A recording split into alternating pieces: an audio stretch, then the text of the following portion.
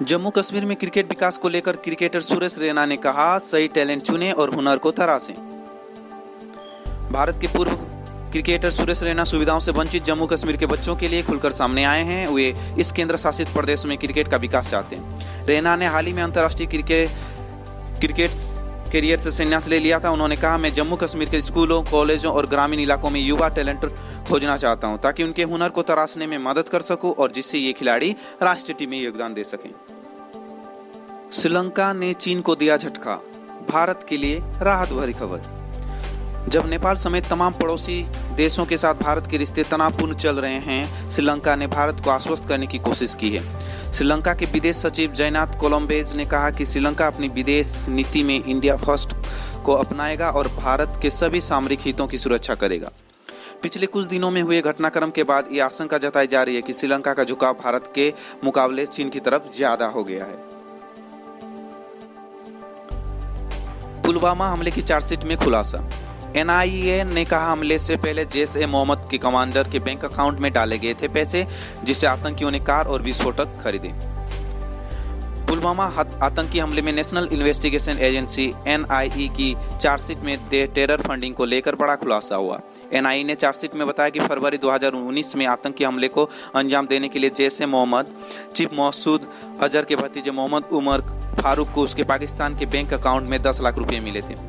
NIA ने जांच में पाया कि पाकिस्तानी करेंसी में 10 लाख रुपए फारूक के 3 बैंक अकाउंट में जमा किए गए थे। ये अकाउंट पाकिस्तान के अलाउड बैंक और मेजान बैंक में थे। आत्मघाती हमले के मुख्य आरोपी फारूक को बाद में सुरक्षा बलों ने एनकाउंटर में मार गिराया था।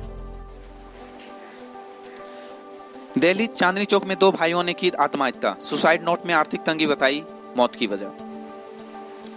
राजधानी दिल्ली के चांदनी चौक इलाके में बुधवार को कथित तौर पर 2 भाइयों ने आत्महत्या कर ली है। घटना की जानकारी मिलते ही मौके पर पहुंची पुलिस ने शवों को कब्जे में लेकर पोस्टमार्टम के लिए भेज दिया है। डीसीपी मोनिका भारद्वाज ने बताया कि चांदनी चौक इलाके में 2 भाइयों ने कथित तौर पर आत्महत्या कर ली है। घटनास्थल से पुलिस को एक सुसाइड नोट भी मिला, जिसमें उन्होंने अपनी खराब वित्तीय स्थिति का उल्लेख किया है। पुलिस ने शवों को पोस्टमार्टम के लिए भेजकर मामले की जांच शुरू कर दी है। आज होगी जीएसटी काउंसिल की बैठक। सोना बेचने पर टैक्स लगने से लेकर 2 व्हीलर्स पर घट सकता है जीएसटी। आज 27 अगस्त को माल एवं सेवा कर जीएसटी काउंसिल की बैठक होनी है। कोरोना काल के मौजूदा संकट में केंद्र सरकार राज्य सरकारों की ओर उधार देने के मूड में नहीं है। जीएसटी काउंसिल की बैठक में इस चर्चा पर होगी कि क्या ऐसी विकल्प निकाले जा सकते हैं कि जिनसे घाटे की भरपाई की जा सके। इसके अलावा जीएसटी काउंसिल में सोना बेचने पर 3% जीएसटी लगाए जाने पर फैसला हो सकता है। साथ ही गोल्ड को ई वे व्हील के दायरे में लाने और 2 व्हीलर्स पर जीएसटी 28% से घटकर 18% किया जा सकता है।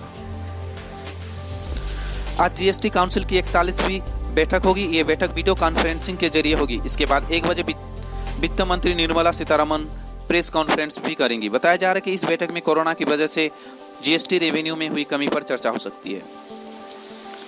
आज अमेरिका में रिपब्लिकन नेशनल कन्वेंशन का आखिरी दिन है। इसमें राष्ट्रपति डोनाल्ड ट्रंप स्पीच देंगे। इसी के साथ ही ट्रंप आधिकारिक तौर से रिपब्लिकन पार्टी के राष्ट्रपति उम्मीदवार बन जाएंगे। Royal Challengers Bengaluru, Mumbai Indians और चेन्नई सुपर किंग्स का यूएई में क्वारंटाइन पीरियड पूरा हो जाएगा। शाम तक तीनों टीमों के खिलाड़ियों की तीसरी कोरोना रिपोर्ट भी आ जाएगी। इसके बाद शामी से ही टीमें ट्रेनिंग शुरू कर देंगी। पश्चिम बंगाल में 20 सितंबर तक बढ़ा लॉकडाउन। 6 शहरों में कोलकाता के लिए उड़ान सेवा होगी बहाल। पश्चिम बंगाल की मुख्यमंत्री ममता बनर्जी ने कोरोना से ज्यादा प्रभावित 6 शहरों से उड़ानें बहाल करने की अनुमति के साथ ही कई छूट की बुधवार को घोषणा की, मगर शैक्षणिक संस्थानों के खुलने पर रोक 20 सितंबर तक के लिए बढ़ा दी। पश्चिम बंगाल में 7, 11 और 12 सितंबर को संपूर्ण लॉकडाउन की घोषणा करते हुए बनर्जी ने कहा कि सामाजिक दूरी का पालन करने और एहतियाती सेवाओं के साथ मेट्रो रेल सेवा शुरू की जा सकती है। चीनी ऐप के इस्तेमाल पर दिल्ली कोर्ट की सलाह। वकील ने अपनी एप्लीकेशन चीनी ऐप से स्कैन करके कोर्ट को भेजी। अदालत ने कहा, लीगल काम में इन ऐप के इस्तेमाल से बचे।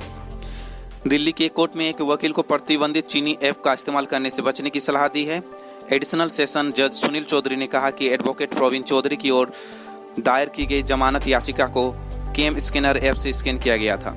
कोर्ट ने कहा कि जमानत से जुड़ा आवेदन को मेल के जरिए भेजा गया था, जिसमें इसकी फाइल को केम स्कैनर से स्कैन की गई थी। कोर्ट ने कहा कि वकील को सलाह दी जाती है कि वो भविष्य में किसी भी लीगल काम में प्रतिबंधित ऐप्स का इस्तेमाल करने से बचे। शिक्षा मंत्री बोल रहे हैं छात्र और उनके परिवार भी चाहते हैं परीक्षाएं हो।